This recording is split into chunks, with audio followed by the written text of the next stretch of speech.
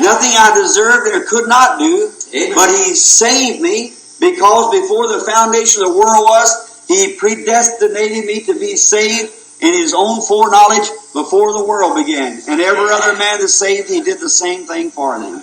Amen. Oh, what a marvelous thing. What a wonderful opportunity it is. And my whole heart's desire is for this year, if God will hear my prayer. I may not be able to stay now till the full midnight. I got two little girls back there who get sleepy and goes whining and crying.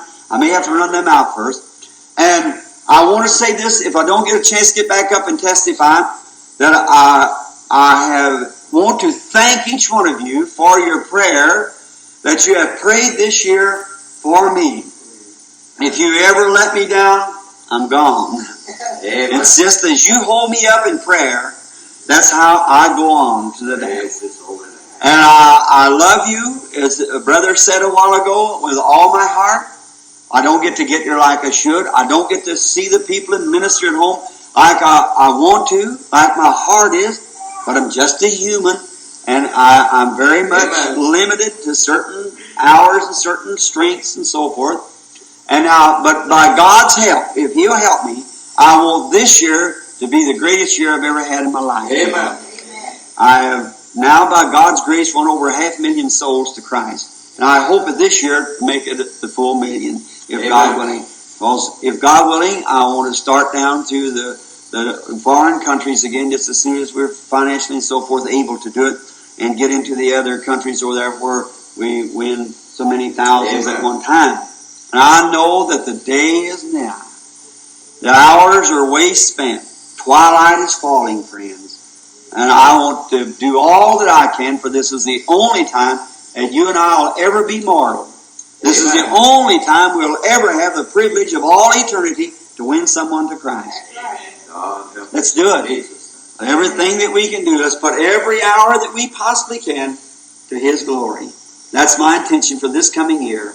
And by God's help, your prayers, I'll make it. So pray for me now. Well, we got to come to one of those ends. I'm glad you got a little humble man like this around you. You got confidence in believing God will work miracles for you, among you. And I want to ask this little church something for me. Pray for me, will you? I'm one of your brothers too, not with you all the time. I want to be. You get the tapes and things in here.